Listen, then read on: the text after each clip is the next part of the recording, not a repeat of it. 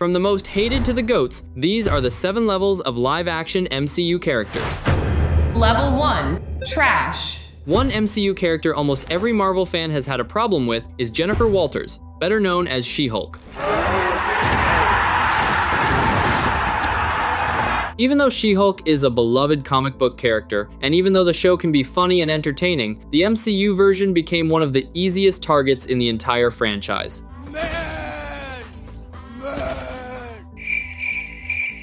The backlash was not really about Tatiana Maslany as an actress, but the show made choices that drove the internet crazy. The fourth wall breaking felt too aggressive to some people. The twerking scene became a meme for all the wrong reasons.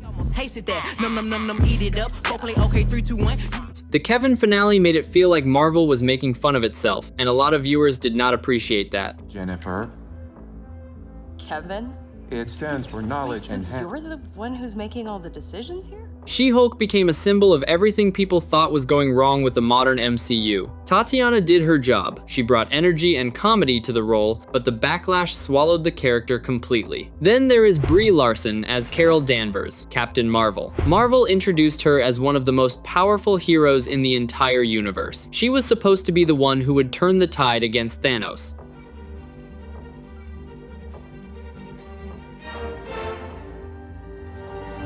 But many viewers felt that she did not earn that power. Her performance was called stiff by critics online. The character felt distant, almost cold. Where are you going? To kill Thanos.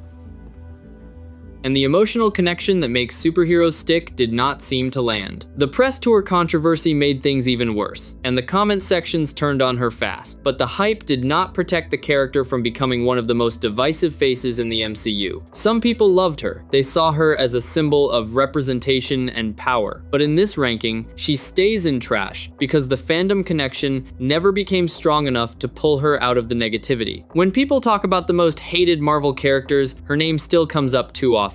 Friday, what are they firing at? Something just entered the upper atmosphere. Level 2, bad. Chris Pratt as Peter Quill, Star-Lord. When Guardians of the Galaxy first came out, Star-Lord was one of the coolest new heroes in the MCU. He was funny, charming, reckless, and completely different from anyone else. People loved him. Then Infinity War happened. The Guardians were on Titan, they had Thanos almost pinned down, they were about to pull the gauntlet off his hand, and then Quill found out that Thanos had killed Gamora. He lost control. No, you did not! Stop! It's coming, I got it! Thanos woke up, broke free, and the snap happened.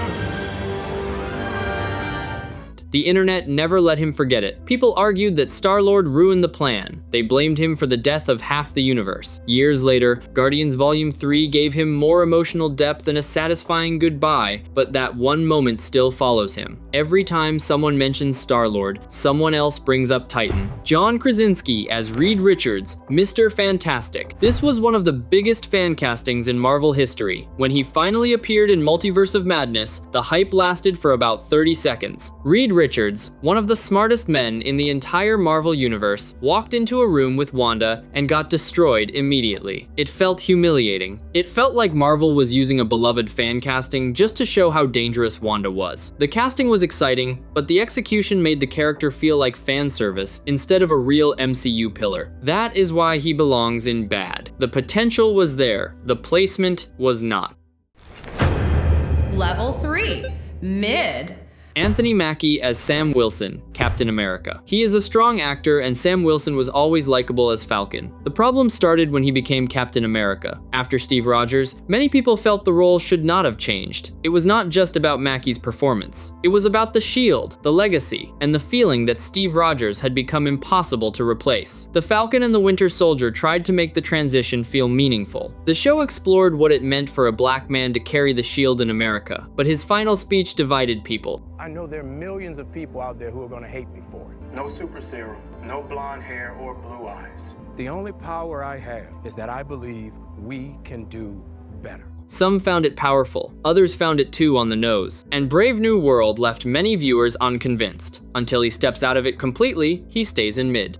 Paul Rudd as Scott Lang, Ant-Man. Paul Rudd is one of the most naturally likable actors in the entire MCU. Scott Lang is funny, warm, and easy to root for. But Ant-Man's story often feels disconnected from the main emotional spine of the MCU. Many people enjoy him, but they do not always see him as a real top-tier hero. He is the guy people like having around, not the hero they expect to lead the Avengers. Quantumania tried to change that. It tried to make Ant-Man carry a massive multiverse villain and a high-stakes story, but the result did not fully work. The movie was messy, Kang was underused, and Scott felt more like a passenger than a leader. Paul Rudd is too charming to be bad, but his character is stuck between comedy, side hero, and major Marvel figure. That is why he is mid. Level 4. Okay.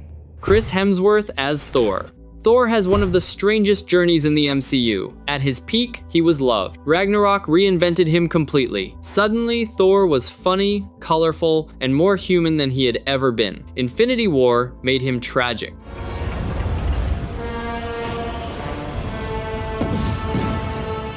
The Stormbreaker entrance in Wakanda was one of the loudest moments in Marvel history.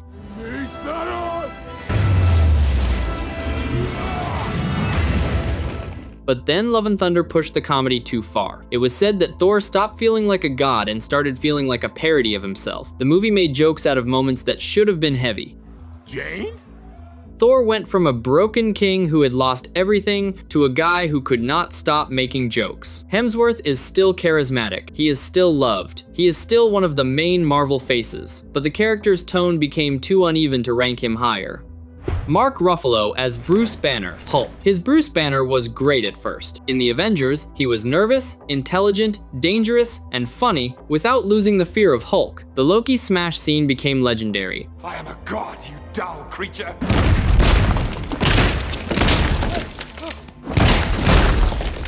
Puny god.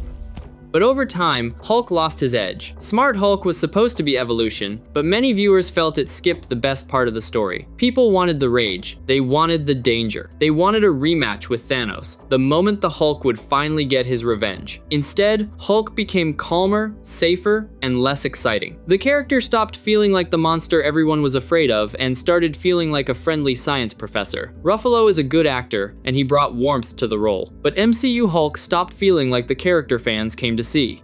I put a lot of work into making these videos. If you want to help me get something back for that effort, liking the video, subscribing, and leaving a comment would support me a lot. Enjoy the rest of the video.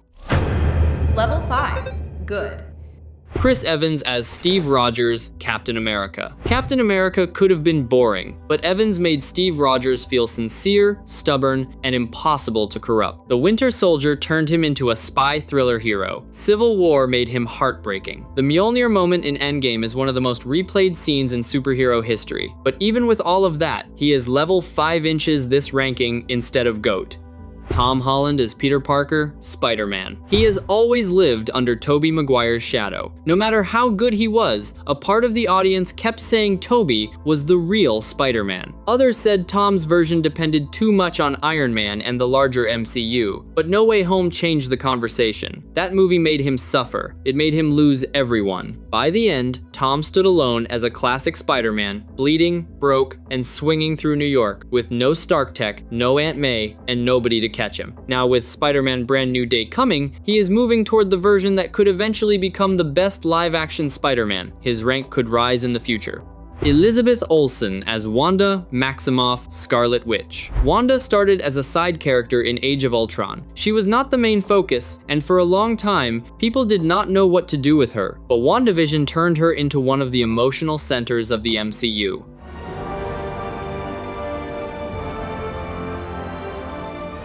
The grief, the sitcom illusion, the pain of losing Vision, and the way Olsen carried entire episodes made people see Wanda differently. Multiverse of Madness divided people because her villain turn felt too fast to some viewers. But even when the writing was questioned, Olsen's performance was rarely the problem. She brought everything to that role. That is why she is good. Powerful, loved, and tragic, but still debated.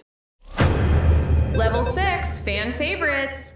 Ryan Reynolds as Wade Wilson, Deadpool. Deadpool is one of the rare superhero roles where the actor and the character feel like the same person. Reynolds fought for the movie for years. He survived the disaster version in X-Men Origins, and then he turned Deadpool into a phenomenon. The sarcasm, the meta jokes, the R-rated energy, the way he breaks the fourth wall like it is breathing. Deadpool and Wolverine made him part of the MCU conversation in a huge way. That movie brought Deadpool into the big leagues and proved that his brand of chaos could work alongside the mainstream Marvel universe. Reynolds is great because nobody else feels this naturally built for Wade Wilson. He did not just play the role, he became the role.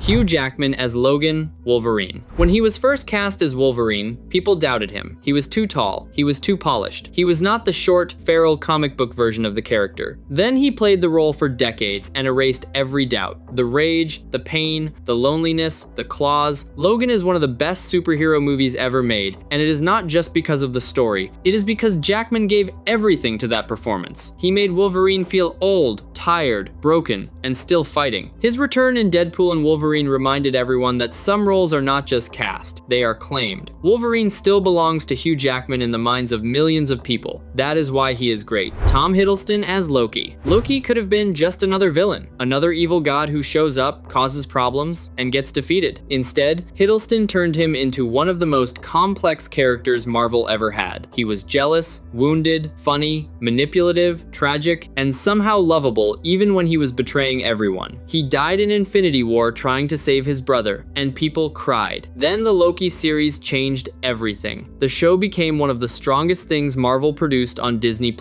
It expanded the multiverse, introduced Kang, and gave Loki a journey that no one expected. The final scene of Loki Season 2 turned him into a legend. Hiddleston sitting alone on the throne, holding the timelines together, carrying pain, fear, and purpose without turning it into a normal superhero victory, made the character feel mythic. He is great, and many would argue he belongs in G.O.A.T. Level 7, G.O.A.T.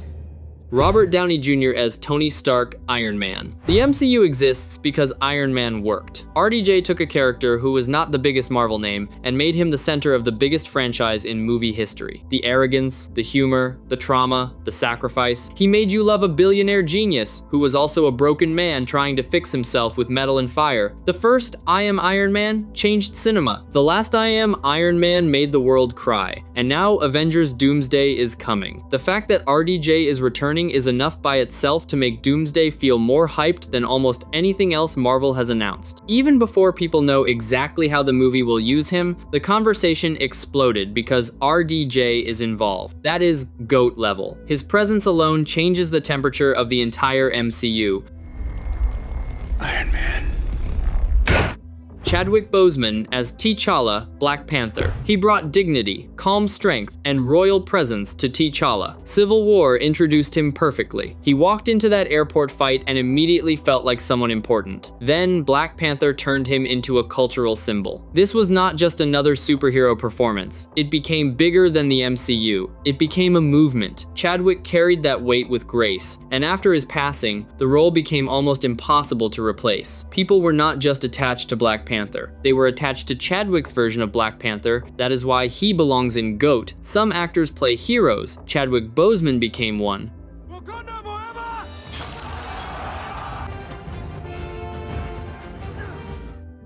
Tobey Maguire as Peter Parker, Spider-Man. Even with limited MCU screen time, he belongs here because of what he means to Spider-Man history. For a whole generation, Tobey was Peter Parker. He captured the loneliness, the responsibility, the awkwardness, and the emotional weight of being Spider-Man. When he returned in No Way Home, the reaction was not just nostalgia. It felt like an entire era came back. People screamed in theaters. Tom Holland may be rising, and his version may eventually take the crown, but Tobey is still the standard many people compare every Spider-Man to. That is GOAT level. So now I want to know what you think. Who is the worst actor on this list, and who is the best? Do not forget to let me know in the comments. If you watched this far, do not forget to like the video, subscribe, and turn on notifications so you do not miss the next videos. I will see you in the next ones.